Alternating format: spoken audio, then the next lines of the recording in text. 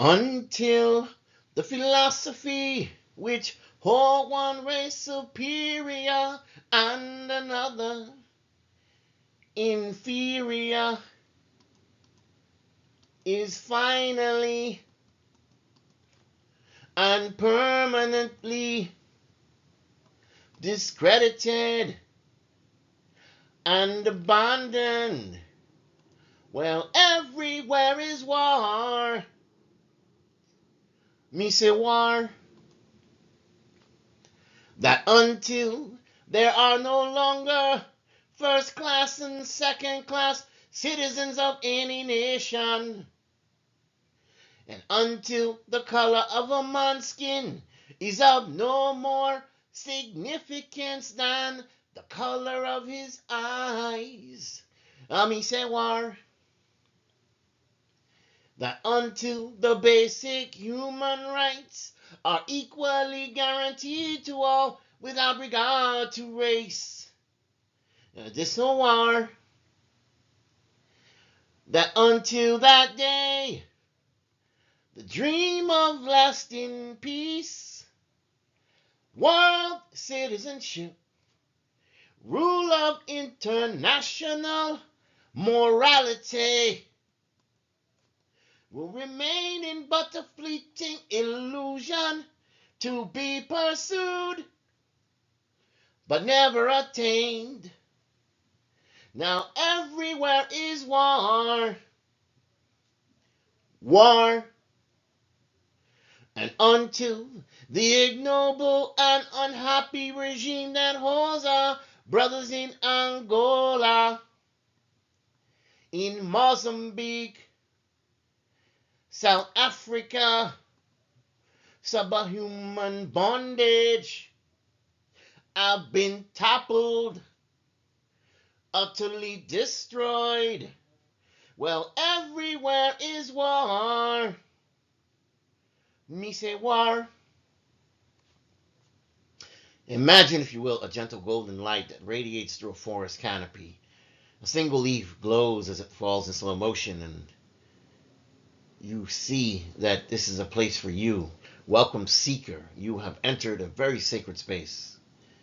And this is a message going out to special parts of the collective, the golden twin flames, the rare ones, the uncommon lights, the gold aura souls born not just to heal, but to purify the very air of this world. And I'm like you.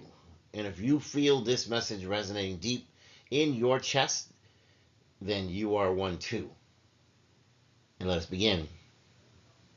So what exactly is a golden twin flame?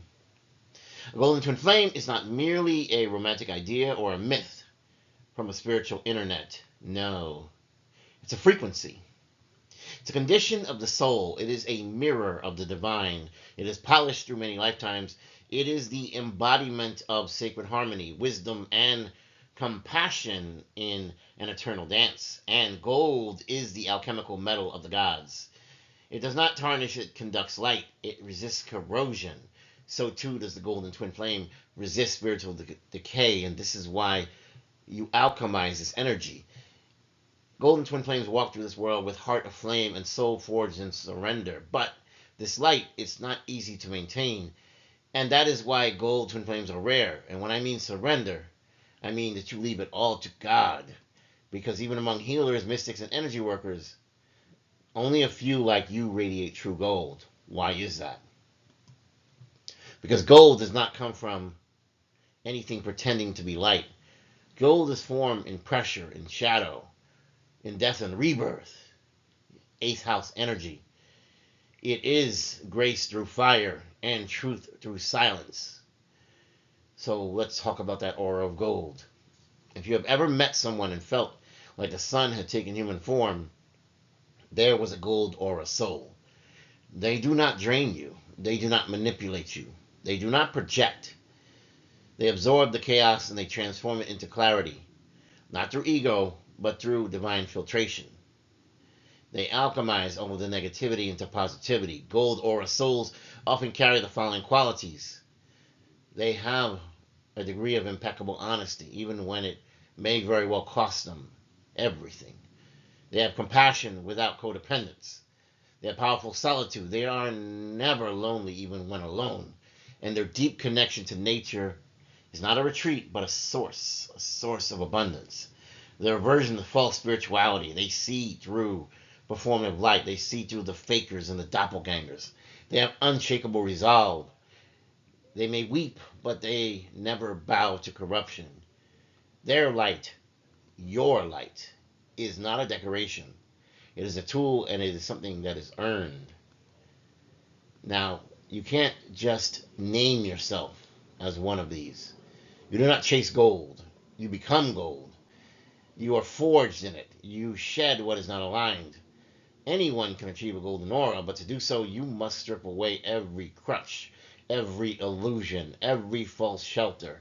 You must become completely honest with your own internal soul, and then ask the question, am I ready to be in pure service to grace? Because to walk the path of the gold twin flame, you must dedicate your life to four sacred pillars. The first of which is grace, which is to forgive the world that wounds. The second is wisdom, to discern the wound from the weapon. The third is heart, to love without attachments. And the last is soul, to remain who you were before the world told you otherwise. And your greatest teacher, it is not mankind, it is not institutions, it's not even self-professed gurus. Your truest teacher is nature. And nature is the only valid temple.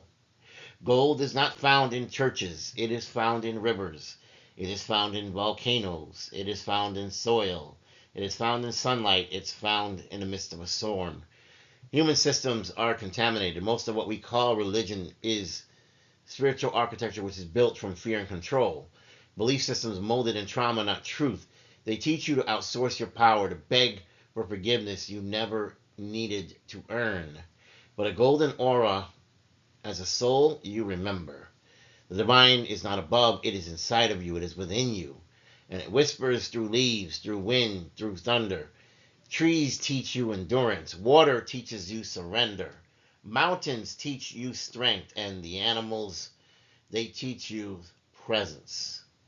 If you truly want to become the real gold and not the fool's gold, spend time with roots, not rituals. Spend time with wind, not walls. Remember that humanity is really the source of the imbalance.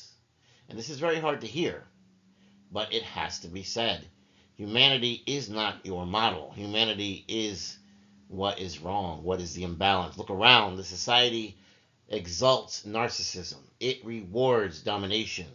It teaches performance, not presence. In humanity, we become the wound that teaches others how to wound. We train our children to suppress themselves so they can be loved. We mistake power for money. And remember, it is the love of money that is truly the root of all evil. And trauma becomes personality. And if you learn how to be human from other humans, you will become another walking ache, another manipulator in a healer's robes. But if you learn from the trees, you will remember the stillness. If you learn from the oceans, you will remember the flow. If you learn from the fire, you will remember the source of transmutation. The earth remembers exactly who you are. Let her reintroduce you. It is time for you to leave behind those things that limit you. And this is a hard path. Be warned. It will cost you so many things. Gold is heavy.